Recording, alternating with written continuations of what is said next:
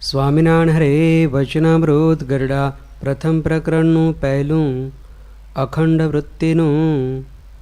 સ્વામિનારાયણ હરે સંવત 1876 માક્ષ સુધી ચતુર્થીને દિવસ શ્રીજી મહારાજ શ્રી ગરડા મધ્યે દાદા ખાચરના દરબારમાં સાધુની જાયગાને વિશે રાત્રિને સમયે પધાર્યા હતા અને સર્વશ્વેત વસ્ત્ર ધારણ કર્યા હતા અને પોતાના મુખારવિંદની આગળ સાધુ તથા દેશ દેશના હરિભક્તની સભા ભરાઈને બેઠી હતી. પછી શ્રીજી મહારાજે પ્રશ્ન પૂછ્યું જે સર્વે સાધનમાં કયું સાધન કઠણ છે? ત્યારે સર્વે બ્રહ્મચારી સાધુ તથા ગૃહસ્થ તેમણે પોતાની સમજણ પ્રમાણે ઉત્તર કર્યો, પણ થયો નહીં. પછી શ્રીજી મહારાજ બોલ્યા જે લ્યો અમે ઉત્તર કરીએ છીએ જે ભગવાનના સ્વરૂપમાં મનની અખંડ વૃત્તિ રાખવી તેથી કોઈ સાધન કઠણ નથી. અને જે મનુષ્યના મનની વૃત્તિ ભગવાનના સ્વરૂપમાં અખંડ રહે છે તેને તેથી બીજી અધિક પ્રાપ્તિ શાસ્ત્રમાં કહી નથી. કાં જે ભગવાનની મૂર્તિ છે તે તો ચિંતામણી તુલ્ય છે. જેમ ચિંતામણી કોઈક પુરુષના હાથમાં હોય તે પુરુષ જે પદાર્થને ચિંતવે તે પ્રાપ્ત થાય છે, તેમ ભગવાનની મૂર્તિને વિશે જેના મનની અખંડ વૃત્તિ રહે છે તે તો જીવ, ઈશ્વર, માયા અને બ્રહ્મ તેના સ્વરૂપને જો જોવાને ઈચ્છે તો તત્કાળ દેખે છે તથા વૈકુંઠ, ગોલોક, બ્રહ્મમહોલ ઇહાદિક જે ભગવાનના ધામ તેને પણ દેખે છે. માટે ભગવાનના સ્વરૂપમાં અખંડ વૃત્તિ રાખવી તેથી કોઈ કઠણ સાધન પણ નથી અને તેથી કોઈ મોટી પ્રાપ્તિ પણ નથી.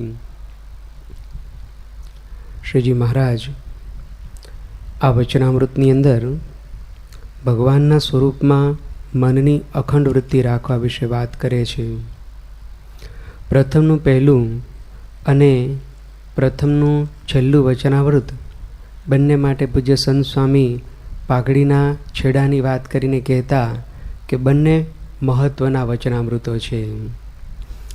શ્રીજી મહારાજે અહીં પ્રશ્ન કર્યો કે કયું સાધન કઠણ છે? તો પૂજ્ય સંત સ્વામી ઘણી વખત વાત કરતા કે સાધન માત્ર કઠણ છે. ગુણાતીતાનંદ સ્વામી એવી વાત કરે છે કે આ જીવ છે તે સાધન શું કરશે? જેમ કોષ જોડી અને પછી ખેતરને પાણી પાવું કેટલું કઠણ છે અને વરસાદ વરસે ને સેજે સેજે આખા ખેતરને પાણી પવાઈ જાય, એમ પોતે સ્વપ્રયત્નથી સાધન કરી અને કંઈ પણ સાધના કરવી એ સાધના માત્ર કઠિન છે. આવી વાત ઘણી વખત સદ્ગુરુ સંતો પણ કરે છે. જેમ કે તપ કરવું હોય તો અત્યારે કળિયુગની અંદર અન્ન સમા પ્રાણ છે. એક દાડો તો શું એક ટંક પણ ભૂખ્યું લોકોથી રહેવાતું નથી.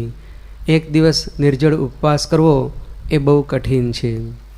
શાસ્ત્રીજી મહારાજની આજ્ઞાથી 5 જે મુખ્ય ઉપવાસ કરવાના કયા છે વરસમાં આવે છે એ પણ કેટલાથી થતા હશે એ પ્રશ્ન છે. તો જુઓ, તપ આપણાથી થઈ શકે એવું નથી, એટલે આપણે તપ ન કરી શકીએ. કઠણ સાધન લાગે કેટલાકને, તો કેટલાકને એવું લાગે કે યોગ સાધવો એ કઠિન સાધન છે.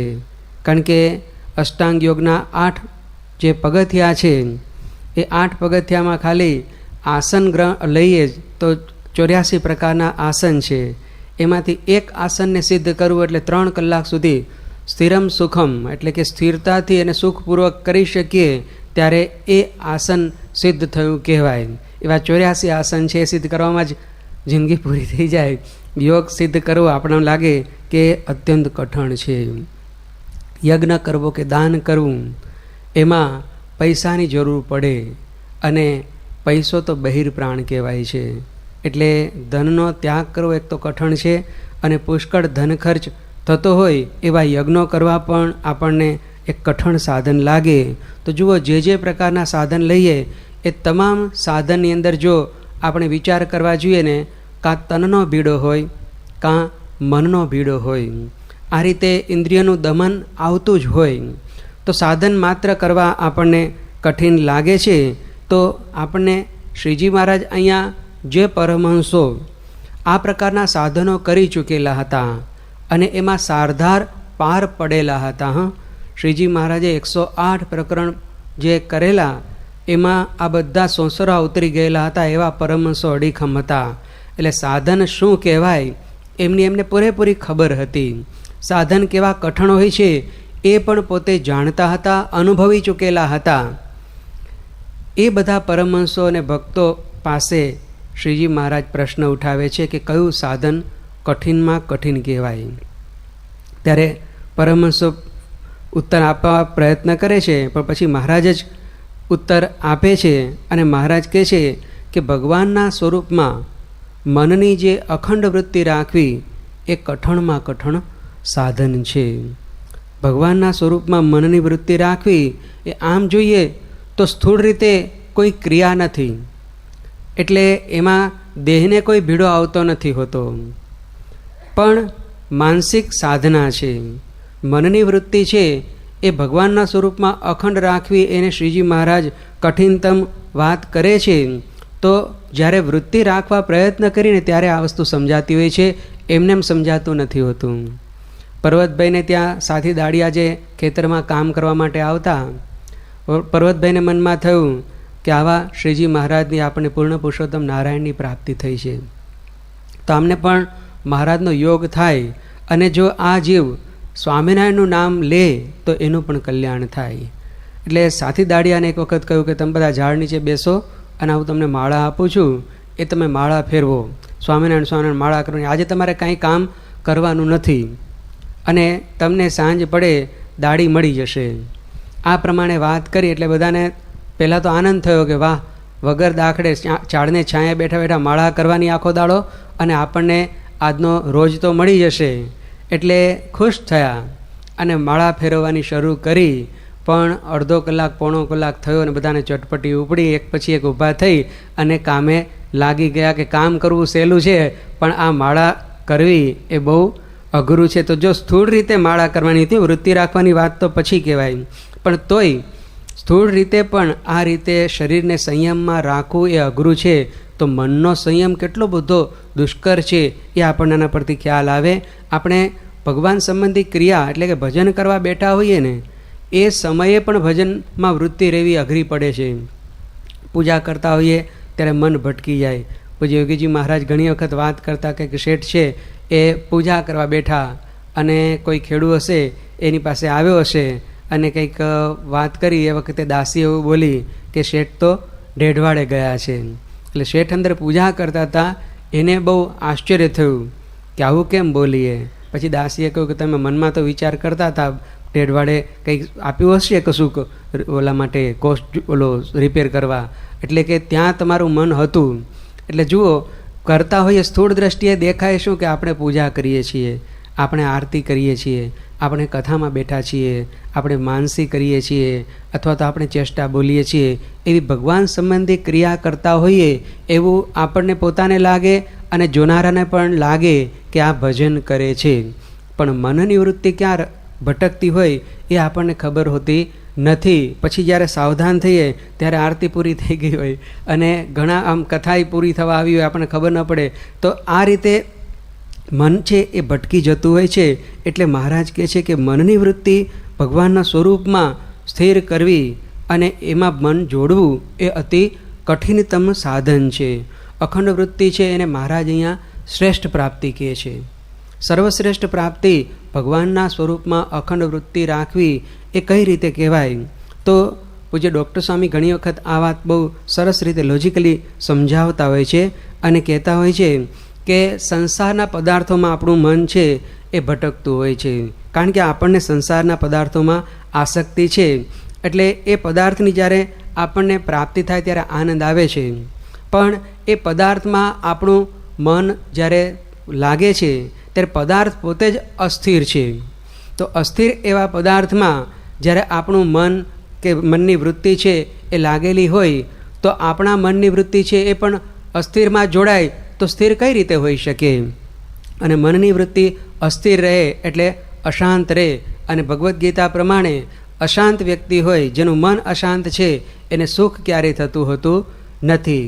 જ્યારે ભગવાન છે એ સ્થિર છે. ભગવાનમાં આપણે જો આપણા મનની વૃત્તિને જોડીએ તો આપણી મનની વૃત્તિ છે ને એ પણ સ્થિર થાય છે. અને મનની વૃત્તિ સ્થિર થવાથી એને સુખનો અનુભવ થાય છે. જો અખંડ ભગવાનમાં મનની વૃત્તિ સ્થિર થાય તો અખંડ સુખની અનુભૂતિ થતી હોય છે. એ રીતે આપણને સર્વશ્રેષ્ઠ પ્રાપ્તિ થઈ છે એમ કહી શકાય. આવી વાત ડૉક્ટર સ્વામી ઘણી વખત કરતા હોય છે. અને બીજી વાત પણ સમજવા જોઈએ કે ભગવાનની મૂર્તિ છે અને મહારાજે અહીંયા ચિંતામણી કહી છે. ગુણાતીતાનંદ સ્વામી એવું કહે છે કે ચિંતામણીમાં દ્રવ્ય માત્ર આવી ગયું. દ્રવ્યથી આપણે કોઈ પણ વસ્તુ કે પદાર્થ છે પ્રાપ્ત કરી શકીએ છીએ, પણ દ્રવ્યની પણ મર્યાદા આવે છે. દરેક વસ્તુ દ્રવ્યથી પ્રાપ્ત થઈ શકે એવું નથી પણ હોતું. ઘણી વસ્તુ આપણે ચિંતવીએ પણ આપણી પાસે દ્રવ્ય હોય તેમ છતાં પણ આપણને પ્રાપ્ત થઈ શકતું હોતું નથી. જ્યારે ચિંતામણી છે એ તો જે કંઈ આપણે ચિંતન કરીએ એ આપણને પ્રાપ્ત થઈ શકે એવું એનામાં સામર્થ્ય છે. એટલે દ્રવ્ય કરતાં ચિંતામણી છે શ્રેષ્ઠ છે. એટલે સ્વામીએ કહ્યું કે ચિંતામણી છે એમાં દ્રવ્ય માત્ર આવી ગયું.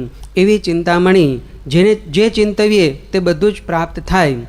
તો ભગવાનની મૂર્તિને ચિંતામણીની ઉપમા આપી. એનો અર્થ શું થયો કે ભગવાનની મૂર્તિ જો આપણને પ્રાપ્ત થાય તો પછી આપણે જે ચિંતવીએ એ વસ્તુ આપણને સેજે પ્રાપ્ત થઈ શકે છે. નરસિંહ મહેતાએ ભગવાનને રાખ્યા તો ભગવાન એના 52 પરચા પૂર્યા. પોતે કંગાળ હતા, કોઈ આજીવિકાનું સાધન હતું નહીં, પણ તેમ છતાં એણે ભગવાનને રાખ્યા તો એમના દીકરી કુંવરબાઈનું મામેરું પણ ભગવાને પૂર્યું. ભગવાને હુંડી એમની સ્વીકારી. જો દ્રવ્ય નહોતું તો પણ દ્રવ્ય આવી ગયું. ચિંતામણી રાખી તો દ્રવ્ય સેજે મળ્યું. સુદામા પણ એ પ્રકારે ગરીબ હતા, પણ ભગવાન શ્રી કૃષ્ણને એણે રાખ્યા તો કંચન મોલ કર્યા સુખકારી. એ રીતે ભગવાને છે એના મોલ છે કંચનના કરી દીધા. તો સ્થૂળ રીતે ભગવાનને રાખીએ તો સ્થૂળ પ્રાપ્તિ પણ આપણને આ રીતે થતી હોય છે. તો આપણે ખરેખર ભગવાનના સ્વરૂપમાં અખંડ વૃત્તિ રાખીએ તો પછી ચિંતામણી જ આપણે આપણી પાસે રાખી કહેવાય. અને એ રીતે ચિંતામણી આપણી પાસે રાખી હોય તો જે ચિંતન કરીએ એ બધું જ આપણને પ્રાપ્ત થતું હોય છે. આવું સામર્થ્યમાં રહેલું છે. એટલા માટે એને મહારાજ છે એ સર્વશ્રેષ્ઠ પ્રાપ્તિ કહે છે. હવે આપણા મનમાં એવો એક પ્રશ્ન ઉઠે કે ભગવાનના સ્વરૂપમાં મનની વૃત્તિ અખંડ રાખવી શું શક્ય છે? અહીંયા ફૂટનોટમાં અખંડ વૃત્તિનો અર્થ સમજાવ્યો છે કે તેલ ધારાવ્રત વૃત્તિ, એટલે કે તેલની ધારા આપણે કરીએ જ્યારે એ વખતે એમાં તૂટક ન હોય. પાણીની ધારા કરો તો ઘણી વખત તૂટક ધારા થાય, પણ તેલની ધારા તો અખંડ રહે. એ રીતે પાતળી હોય તો પણ એ અખંડ રહેતી હોય. તો એ રીતે ભગવાનના સ્વરૂપની અંદર બિલકુલ ખંડિત થયા વિના વૃત્તિ રહે તો એને અખંડ વૃત્તિ કહેવાય. તો આ પ્રકારે વૃત્તિ રાખવી એ શું શક્ય છે?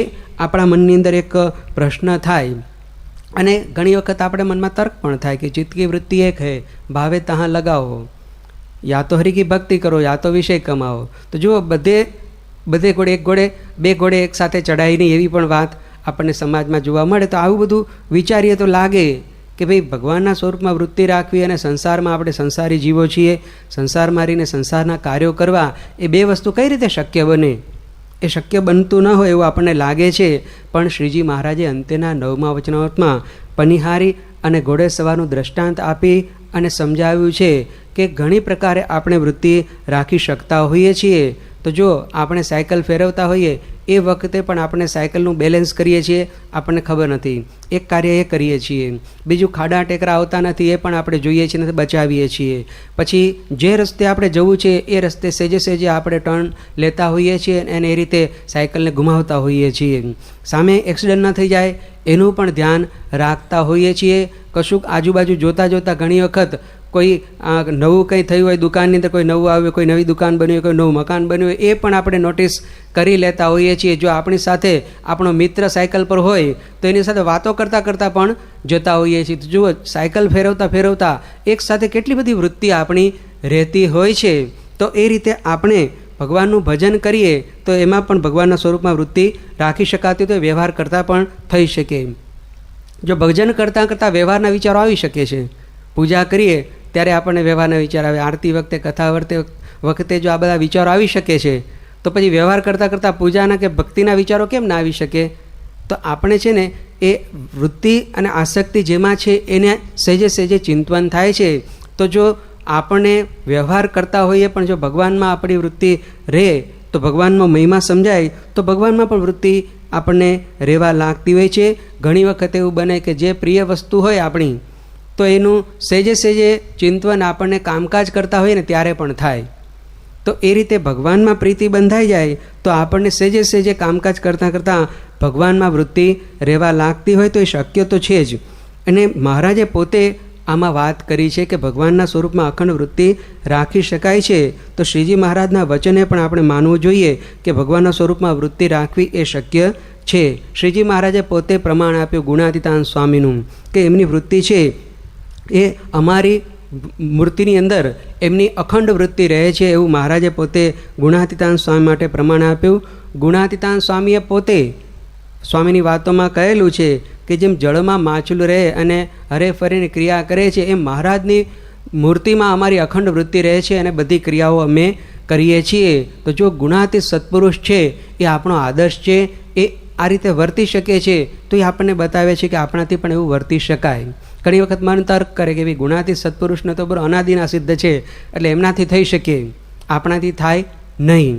પણ જુઓ પૂર્વે ભક્તો પણ એવા બધા થઈ ગયા, પર્વતભાઈ ગોરધનભાઈ જેવા ભક્તો થઈ ગયા કે જેના માટે મહારાજે પ્રમાણ આપ્યું ત્રીજા પ્રકરણની 9મી વાતમાં કે એમની વૃત્તિ અખંડ ભગવાનમાં રહેલી છે એવી વાત કરી. નિષ્કાંત સ્વામીએ પણ પર્વતભાઈનું જ્યારે ઉલ્લેખ કર્યો એ વખતે વાત કરી કે એમની વૃત્તિ અખંડ ભગવાન શ્રીહરિમાં હતી, આવી વાત એમણે કરેલી છે. તો આ બધા ભક્તો થઈ ગયા, એમણે આ રીતે ગૃહસ્થાશ્રમમાં રહીને પણ ભગવાનમાં અખંડ વૃત્તિ રાખેલી છે. તો એ શક્ય છે એ આપણને બતાવે છે. પ્રમુખ સ્વામી મહારાજ પોતે જ આપણી નજર સમક્ષ છે. પ્રમુખ સ્વામી મહારાજ પોતે આટલી બધી સંસ્થાની કેટલી બધી પ્રવૃત્તિઓ કરે છે પણ તેમ છતાં એમની વૃત્તિ મહારાજના સ્વરૂપમાં અખંડ રહે છે. પૂજ્ય વિવેક સાગર સ્વામી ઘણી વખત વાત કરે છે કે સ્વામી એક વખત એવું બોલેલા કે દેશ વિદેશમાં ફરીએ પણ વૃત્તિ તો ભગવાનમાં અખંડ રાખીએ છીએ. આ પ્રકારે સ્વામી બોલેલા. એક સંતે સ્વામીને પ્રશ્ન પૂછ્યો કે બાપા આપણે અખંડ વિચાર કયો રહે છે? ત્યારે સ્વામી તરત જ બોલ્યા કે ભગવાનનો. તો જુઓ એમની વૃત્તિ અખંડ મહારાજમાં છે અને એ પોતે આપણને ઘણી વખત કહે છે કે આપણે આ કરી શકીએ છીએ. તો આપણને એનામાં વિશ્વાસ હોવો જોઈએ તો જ આપણને આ રીતે એ માર્ગે ચાલી શકાતું હોય છે. જેમ ઘણી વખત વાત કરતા હોય છે સંતો કે નાયગ્રા ધોધ છે કેટલો મોટો છે, હવે એ ધોધ છે એને ક્રોસ કરવા માટે એક નટ હતો, એણે દોરડું બાંધ્યું અને એના પર પોતે આ રીતે ટ્રોલી લઈ અને ફર્યો અને બધાએ જોયું, નરી આંખે જોયું કે આ રીતે એક છેડેથી બીજા છેડા સુધી આ રીતે દોરડા પર ગયો. અને એ વખતે એણે સામે છેડે આવી અને લોકોને વાત કરી કે હું આ રીતે આ ટ્રોલી લઈ અને સામે છેડે આવ્યો, હવે આમાં કોઈ બેસો, હું એને સામે છેડે પહોંચાડી દઉં. પણ કોઈ બેસવા તૈયાર થયું નહીં. તો જુઓ પ્રત્યક્ષ આપણે જોતા હોઈએ છીએ પણ તોય આપણને હિંમત આવતી નથી હોતી. એમ આપણે આમાં પણ એવું છે કે આપણે જોઈએ છીએ કે આવા આપણને વિશ્વાસ નથી એવું નથી. ગુણાતીતાન સ્વામી, પર્વતભાઈ, પ્રમુખ સ્વામી મહારાજ બધાની વૃત્તિ અખંડ ભગવાનમાં છે એવું આપણે 100% સ્વીકારીએ છીએ, માનીએ છીએ. પણ આપણને તો પણ વિશ્વાસ બેસતો નથી કે આ રીતે આપણાથી થઈ શકે ખરું.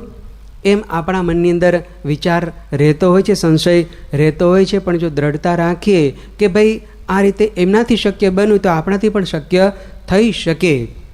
ચંદ્ર પર જવાની કોને કલ્પના હતી? પહેલાં પુસ્તકો અને પરિકથાઓની અંદર વાતો આવતી, પણ જ્યારે અમેરિકાએ બેડું ઝડપ્યું અને આ રીતે ચંદ્ર પર જવા માટેનું એક અભિયાન આદર્યું એ વખતે પત્રકારોએ જોન એફ કેનેડીને પ્રશ્ન કરેલો કે ચંદ્ર પર શા માટે તમે જઈ રહ્યા છો? ત્યારે કેનેડીએ એક બહુ સરસ વાત કરી કે બિકોઝ ઇટ ઇઝ ધેર. ચંદ્ર ત્યાં છે એટલે ત્યાં જવું છે. એમ આપણે પણ મનમાં નિર્ધાર કરીએ કે પ્રમુખ સ્વામી મહારાજની અખંડ વૃત્તિ મહારાજમાં છે, ભગવાનમાં છે, તો આપણે પણ એ લક્ષ્ય સુધી પહોંચવું છે. આપણું પણ એ જ લક્ષ્ય છે. એ પ્રકારે આપણે જો નિર્ધાર કરીએ તો પછી આ માર્ગ ઉપર જઈ શકાતું હોય છે અને આપણે એના માટેની તૈયારી કરી શકતા હોઈએ છીએ. આપણને લાગે કે અખંડ વૃત્તિનો જે ધ્યેય છે એ તો સર્વોચ્ચ ધ્યેય છે, એ હિમાલયના એવરેસ્ટ શિખર જેવું છે. ત્યાં સુધી પહોંચવું એટલે બહુ જ કપરું કાર્ય છે. પણ એવરેસ્ટને સર કરવું હોય તો આપણે એની શરૂઆત છે ને એ એકદમ ઘરમાંથી બહાર નીકળવાથી જ કરવી જોઈએ. જેમ કે કહ્યું છે ને કે થિંક ગ્લોબલી એક્ટ લોકલી, એટલે છેક એવરેસ્ટે સર કરવું હોય તો પહેલાં એક ડગલું આપણે માંડવું પડે. એમ ધીમે ધીમે કરતાં કરતાં એવરેસ્ટ પર્વતની તળેટી સુધી પહોંચાય અને એમ કરતાં કરતાં ધીમે ધીમે ધીમે શિખર સુધી પહોંચાતું હોય છે. તો અખંડ વૃત્તિનો આપણે અભ્યાસ કરવો હોય તો એના માટે પહેલાં તો ખંડ વૃત્તિ છે ને એ કેળવવી પડે. એટલે કે ભગવાનમાં વૃત્તિ રાખવા માટેની જે ભક્તિ માર્ગની અંદર જે વ્યવસ્થા કરવામાં આવેલી છે એ વ્યવસ્થા મુજબ આપણે જે કંઈ ભક્તિ સંબંધી ક્રિયાઓ છે ને એ ક્રિયા દરમિયાન ભગવાનમાં વૃત્તિ રાખવાનો શરૂઆતમાં અભ્યાસ કરીએ. એ પણ ઘણી બધી ક્રિયાઓ છે. એ બધી ક્રિયાઓમાંથી પણ કોઈ એક પસંદ કરીએ. ધારો કે પૂજા પસંદ કરીએ, આરતી પસંદ કરીએ, એવી રીતે ચેષ્ટા પસંદ કરી શકાય. જે પણ આપણને ઈચ્છા થાય એમાંની કોઈ પણ ભક્તિ સંબંધી એક ક્રિયા છે એ પહેલાં આપણે પસંદ કરીએ અને નક્કી કરીએ કે આપણે આમાં આ પૂજા દરમિયાન ભગવાનમાં અખંડ વૃત્તિ રાખવી છે. હવે પૂજા પણ કેટલી 25-30 મિનિટ લાંબી હોય અને સંતો તો 35-40 મિનિટ કરતા હોય. તો જો આટલી લાંબી પૂજા હોય છે તો એટલી બધી વૃત્તિ રાખવી પણ અઘરી છે. તો એમાં પણ આપણે વિભાગ પાડી શકીએ અને 11 માળામાંથી માત્ર એક માળા આપણે આ રીતે ભગવાનની સ્મૃતિ સાથે કરવી છે એવું આપણે જરા નક્કી કરીને એમ કરતાં કરતાં ધીમે ધીમે ક્રમશઃ આગળ વધીએ તો એ રીતે થતું હોય છે. કારણ કે એવરેસ્ટ પર પહોંચવું એ જેમ સર્વોચ્ચ લક્ષ્ય છે તો એની શરૂઆત આપણે ધીમે ધીમે કરી શકીએ. કારણ કે અભ્યાસ છે ને એ આવી રીતે જ થતો હોય છે. અભ્યાસ કરીએ ત્યારે પીએચડી થવાની ઈચ્છાવાળા ઘણા વિદ્યાર્થીઓ આપણને જોવા મળે કે મારે પીએચડી કરવું છે. પણ પીએચડી કરવા પહેલાં આપણે સ્નાતક થવું પડે, બરાબર? તો સ્નાતક થવા માટે પણ જે વિદ્યાભ્યાસ છે એ વિદ્યાભ્યાસ છે એ પણ 15 વર્ષના ગાળામાં છે એ વહેંચી દીધેલો છે. એમ રીતે એક પછી એક ધોરણ છે એ પાસ કરતાં કરતાં વિદ્યા સંપાદન કરતાં કરતાં એ સ્નાતક સુધી પહોંચતો હોય છે. એક સાથે બધું જ જ્ઞાન છે એ ધરી દેવામાં આવતું હોતું નથી. એવી જ રીતે અખંડ વૃત્તિ આપણે કરવી હોય ભગવાનના સ્વરૂપમાં તો એના માટે આપણે 0થી સ્ટાર્ટ કરવું પડે. ધીમે ધીમે ધીમે એ રીતે કરીએ તો એ શક્ય બનતું હોય છે. એટલે આપણી સાધના છે એ સતત થતી રહે તો જ એનું પરિણામ છે એ છેક લક્ષ્યગામી બનતું હોય છે. તો એ રીતે આપણે એનો અભ્યાસ સતત કરતા રહેવું જોઈએ. એ બહુ મહત્ત્વનું છે. અખંડ વૃત્તિનો પ્રારંભ આપણે આપણી આ બધી ભક્તિ સંબંધી ક્રિયાઓથી કરીએ અને પછી એમાં પણ પ્રશ્નો આપણને આવશે. કારણ કે જ્યારે આપણે ભગવાનના સ્વરૂપમાં વૃત્તિ સ્થિર કરવા પ્રયત્ન કરીશું ને ત્યારે જ આપણને એવા વિચારો આવશે. ઘણી વખત સંતોને છે ને ઘણી હરિભક્તો પ્રશ્ન પૂછતા હોય કે પૂજા કરીએ છીએ ને ત્યારે જ આ બધા વિચારો આવે છે, વ્યવહારના ને બીજા ત્રીજા. પણ એવું નથી. એ બધા વિચારો સતત આપણા મનમાં આવતા જ હોય છે. સતત એનો પ્રવાહ ચાલુ જ હોય છે. પૂજા કરીએ ત્યારે આપણે સ્થૂળ ક્રિયાઓ કરતાં આપણે બંધ થયા અને આપણા શારીરિક રીતે સ્થિર થયા ને અને મનથી એક થોડીક સ્થિરતા પ્રાપ્ત કરી એટલે મનની ગતિ છે જે એ ગતિ વિશે આપણને થોડો ખ્યાલ આવે છે. મનના સંકલ્પ વિકલ્પ તરફ આપણું ધ્યાન જાય છે એટલે આપણને ખબર પડે છે કે આપણને આવા બધા વિચારો આવે છે. બાકી વિચારો તો હાલચાલ ચાલતા અખંડ 24 કલાક આપણને આવતા જ હોય છે. તો એ બધા વિચારો જે છે એ વિચારો આપણને મૂંઝવી નાખે. આપણા મનની અંદર થાય કે મારું મન તો અતિ ચંચળ છે. ભગવાનના સ્વરૂપમાં એને સ્થિર કરવું એ બહુ જ કઠણ છે. અર્જુનને પણ આવો પ્રશ્ન થયેલો કે ચંચલમ હિ મનઃ કૃષ્ણ, મારું મન છે એ અતિ ચંચળ છે, એ સ્થિર કઈ રીતે કરવું?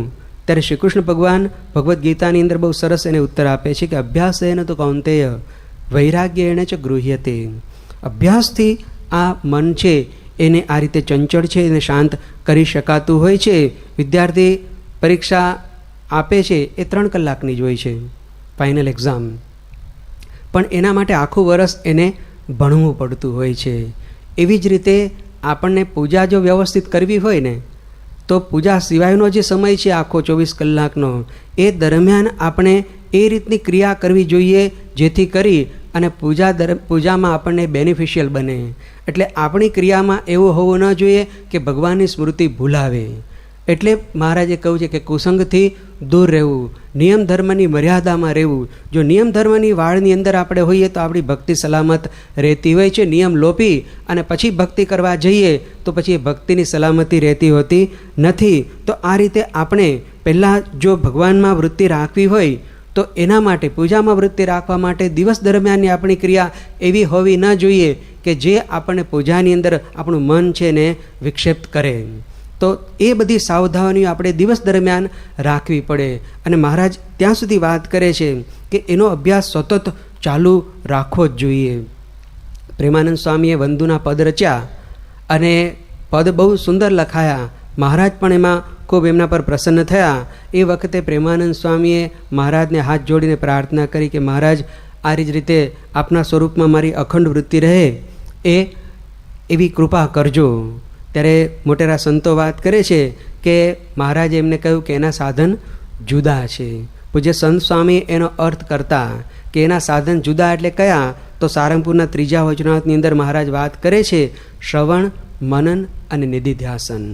ભગવાનના સ્વરૂપમાં વૃત્તિ રાખવી હોય તો આ રીતે જે કંઈ દર્શન કરીએ છીએ, પ્રમુખ સ્વામી મહારાજના આપણને અત્યાર સુધી જે દર્શન થયા અને હજુ પણ આપણે દર્શન કરીએ છીએ, તો જ્યારે જ્યારે પણ આપણને દર્શન થાય ત્યારે એ દર્શન છે એ વ્યવસ્થિત રીતે મનની ચિત્તની વૃત્તિને એકાગ્ર કરી અને દર્શન કરવા જોઈએ.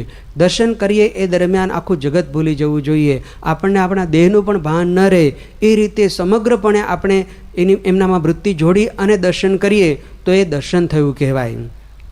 તો આ રીતે એના દર્શન કરીએ અને પછી જે દર્શન કર્યા છે એ દર્શનને સતત સ્મૃતિ કરતા રહીએ તો એ મનન કર્યું કહેવાય. કારણ કે દર્શન એવું છે કે એમાં મનનમાં મહારાજે જે કથા વાર્તામાં કહ્યું છે કે ત્યાગ ભાગ આવે, દર્શનમાં એવું હોતું નથી. આપણને સત્પુરુષના જે દર્શન કર્યા એ દર્શનની કેવળ સ્મૃતિ જ કરવાની છે, વારંવાર સ્મૃતિ.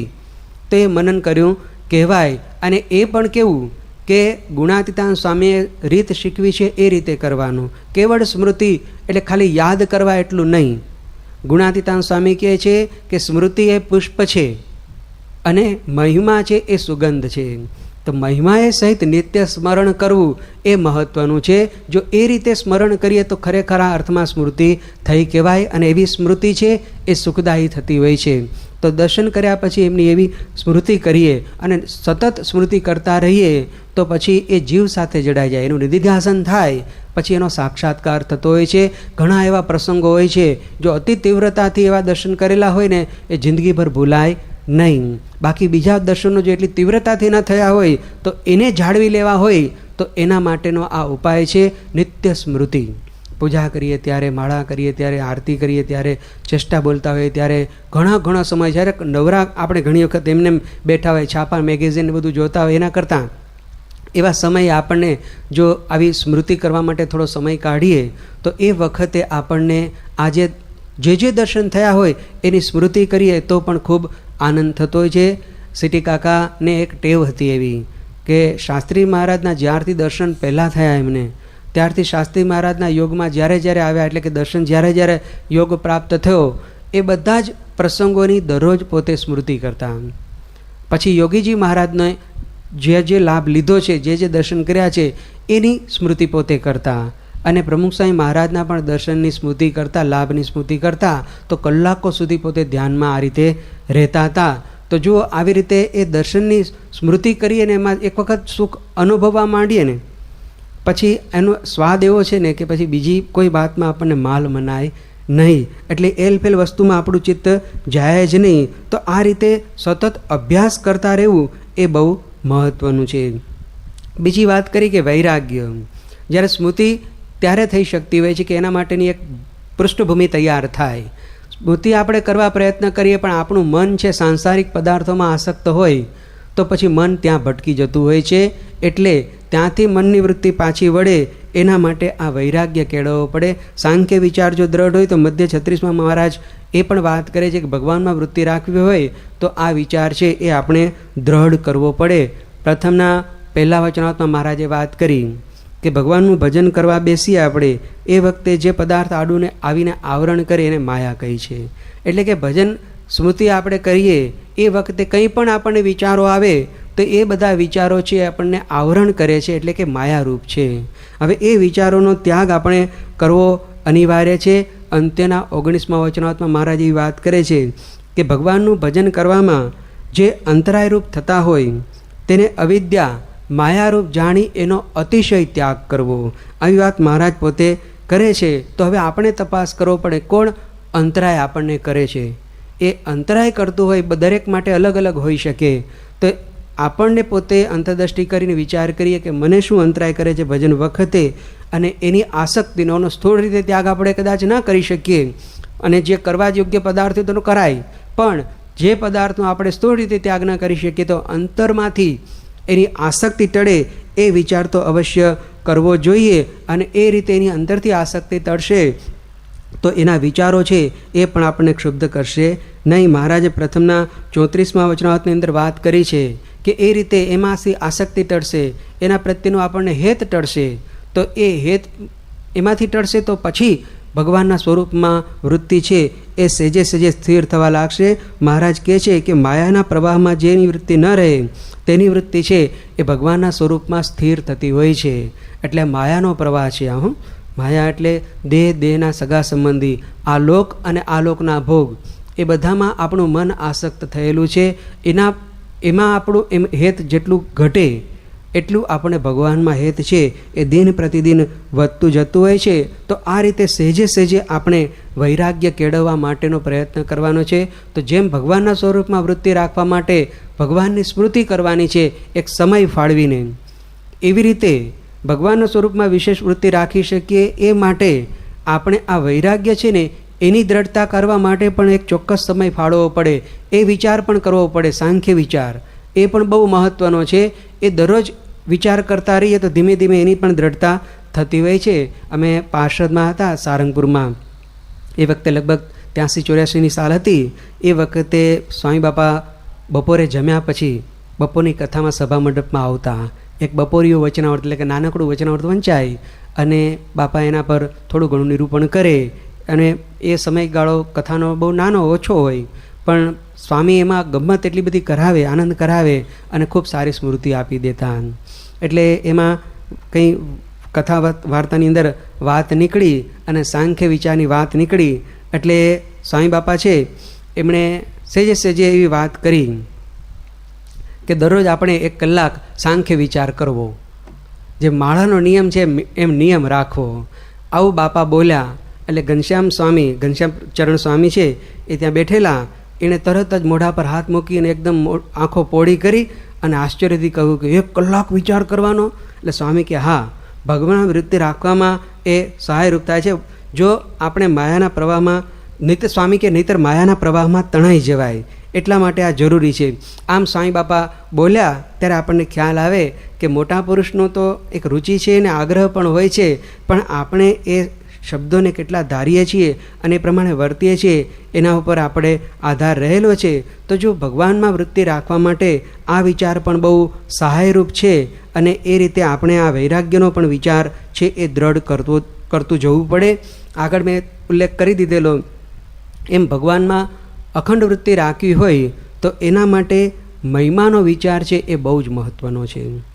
વધારાના 4થા વચનાવતમાં શ્રીજી મહારાજ એક અદ્ભુત વાક્ય બોલે છે. મહારાજ કહે છે કે મહાત્મ્ય જાણવાથી ભગવાનને વિશે મન સ્થિર થાય છે.